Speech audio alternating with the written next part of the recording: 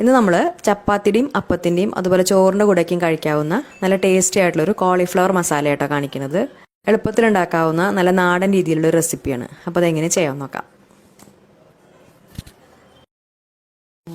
അപ്പോൾ ഈ റെസിപ്പിക്ക് വേണ്ടിയിട്ട് നമ്മൾ ഒരു 200 ഗ്രാം കോളിഫ്ലവർ ഇതുപോലെ ഒന്ന് കട്ട് ചെയ്തിട്ട് നന്നായിട്ടൊന്ന് ക്ലീൻ ചെയ്തെടുത്തിട്ടുണ്ട്. കട്ട് ചെയ്തതിന് ശേഷമാണ് കേട്ടോ 200 ഗ്രാം. കട്ട് ചെയ്തിട്ട് നമ്മളിത് കുറച്ച് സമയം ചൂടുവെള്ളത്തിൽ ഇട്ട് വെച്ചിട്ടുണ്ടായിരുന്നു. മഞ്ഞൾപ്പൊടിയും ഉപ്പും ചേർത്തിട്ടുള്ള വെള്ളത്തിൽ ഒരു 15 മിനിറ്റ് ഇട്ട് വെച്ചിട്ടുണ്ടായിരുന്നു. എന്നിട്ട് വെള്ളം കളഞ്ഞതിന് ശേഷം വീണ്ടും ഒരു 2-3 വെള്ളത്തിലൊന്ന് കഴുകിയെടുത്തിട്ടുണ്ട്. ഇനി ഇത് മസാലയാക്കാൻ വേണ്ടിയിട്ട് ഇതുപോലെ ഒരു പാത്രം അടുപ്പത്ത് വെച്ചിട്ടുണ്ട്. അതിലേക്ക് ആദ്യം കുറച്ച് വെളിച്ചെണ്ണ ഒഴിച്ചു കൊടുക്കാം. ഇതൊരു നാടൻ ടേസ്റ്റിലുള്ള കറിയാണ് കേട്ടോ. അപ്പോൾ അതുകൊണ്ട് നമ്മൾ വെളിച്ചെണ്ണ എടുക്കുകയാണ് കൂടുതൽ നല്ലത്. എണ്ണ നന്നായിട്ട് ചൂടായി കഴിയുമ്പോൾ അതിലേക്ക് ആദ്യം കുറച്ച് കറിവേപ്പില ഇട്ട് കൊടുക്കാം. പിന്നെ അതിൻ്റെ കൂടെ തന്നെ 2 സവാള, അത്യാവശ്യം വലുപ്പമുള്ള 2 സവാള ഹാഫായി കട്ട് ചെയ്തതിന് ശേഷം ഇതുപോലെ ഒന്ന് സ്ലൈസസ് ആക്കി എടുത്തിട്ടുണ്ട്, അത് ചേർക്കാം. പിന്നെ അതിൻ്റെ കൂടെ തന്നെ 2 പച്ചമുളക് ഇതുപോലെ ഒന്ന് കട്ട് ചെയ്തിട്ട് അതും ചേർത്ത് കൊടുക്കാം.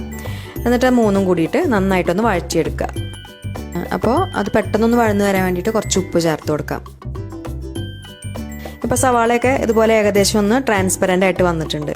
ഈ സമയത്തിന് ഇതിലേക്ക് നമുക്ക് വെളുത്തുള്ളി ഇഞ്ചിയും ചേർത്ത് കൊടുക്കാം.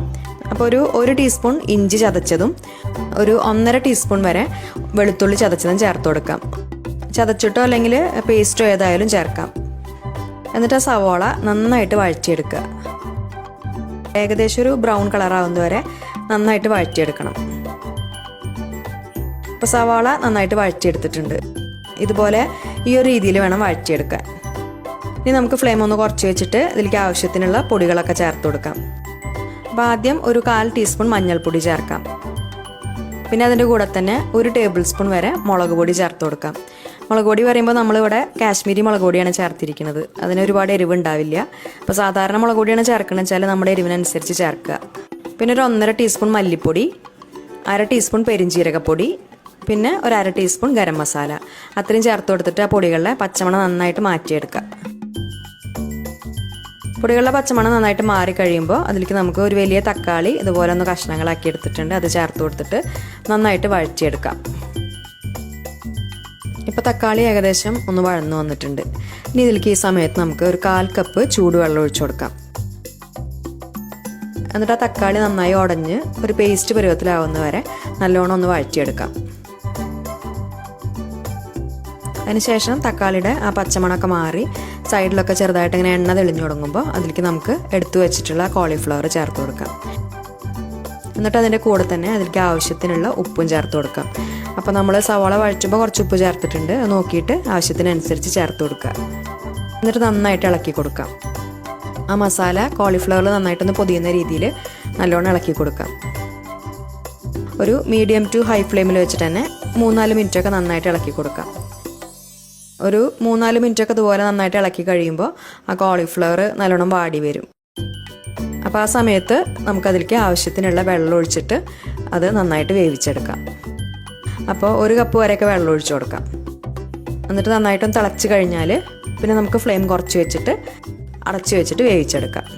ഒരു 5 മിനിറ്റൊക്കെ ചെറിയ ഫ്ലെയിമിൽ വെച്ചിട്ട് വേവിക്കാം. അപ്പോഴേക്കും ആ കോളിഫ്ലവർ നന്നായിട്ട് വെന്തിട്ടുണ്ടാവും.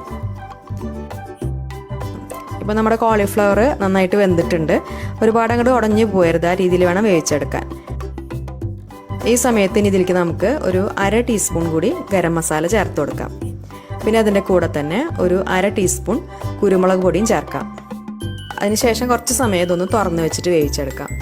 അതിന് മേലെ നന്നായിട്ടൊന്ന് എണ്ണ തെളിഞ്ഞ് വരുന്നവരെ വേവിച്ചെടുക്കാം.